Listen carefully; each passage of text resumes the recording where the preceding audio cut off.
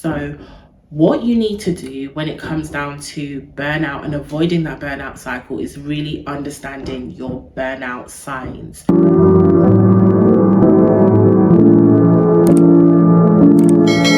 So in this video, we're going to be talking about burnout and really how you can overcome burnout or burning out, or helping you to exit your burnout cycle. I have been burnt out many times, right? I used to find myself in burnout cycles a lot of the time. And the main problem is I wasn't even aware of when I was burnt out. It just felt normal because I was in that cycle. So what was basically happening is I was having all of this burst of energy, go, go, go, go, go, do all the things, yes, yes, yes, yes, yes, to everybody, everything. And then I found that maybe 2 weeks out, I was burnt out. So I didn't know I was burnt out. So I just was like, oh, maybe I was sick. I used to always have like a tissue in my hand, always run down, just feeling irritable, not smiling, all of those kind of things, tired. And then it kept on happening. But I used to try and just be like, okay, I'm going to get through this. This is fine. Just thinking it was just like normal. But I was absolutely stressed out and I was burnt out. So I only realized that I was burnt out, and it was actually because of my supervisor.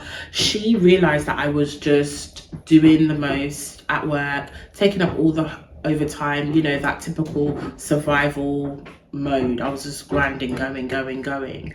And it was even on a day, I think that time I was working on a mental health ward, and I came on and literally I saw a patient who was in need, and I literally just went straight to help her. So whilst I was walking past my supervisor, she was like, Shanley, but I was focused on, oh my gosh, this person needs help, let me help them. So that was the whole people pleasing, putting everybody first thing that was keeping me burnt out. So I went over, I helped, and then after I was like, oh, hi, back to my supervisor, like, oh yeah, you called me, like, is everything okay?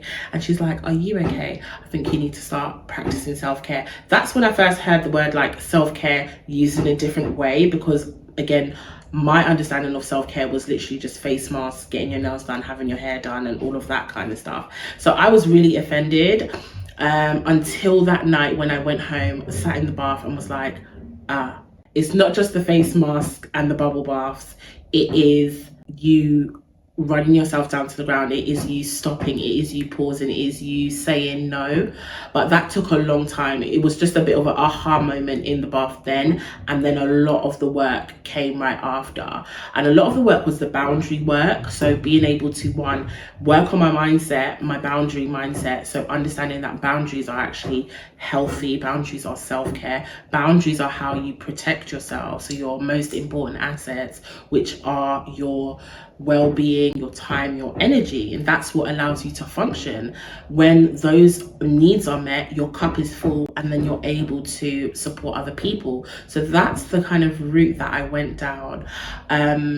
But I think when you are burnt out, it is all about your nervous system being out of whack, you being completely exhausted emotionally, physically, you becoming more irritable. And sometimes you can start to get symptoms of like low mood and anxiety. You're more on edge. You don't feel motivated to do things. You're putting things off. You're more negative about life, and all the things.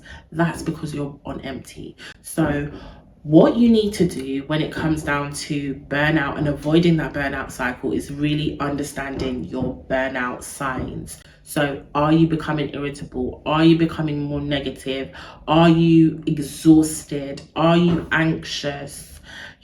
What do you notice? Do you notice tension in your body? So look at the symptoms of burnout, identify what yours are, so next time it starts to creep in, you can catch it. And how do you overcome burnout is through the practice of self-care.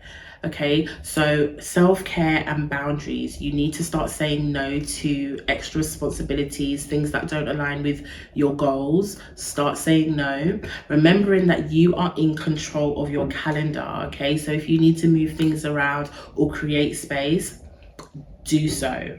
And then it's about really going ham, going in with your self-care. So you are taking time to, stretch, you're doing your journaling, you're having a slow morning, you're having a morning or and a nighttime routine, you're winding off, you are not overworking, you are going slow, you are exercising, you're in nature, those kind of things. So it's really about you focusing on your self-care and getting back to the basics and making sure that's in your routine, because most likely it won't be in your routine. Either you don't have any self-care activities in your routine or relaxation, or you need to recheck your boundaries, okay? Get those boundaries there so that it can support you for the space or season that you're currently in. So I really hope this episode came at the right time, and I'll see you in the next one. Take care.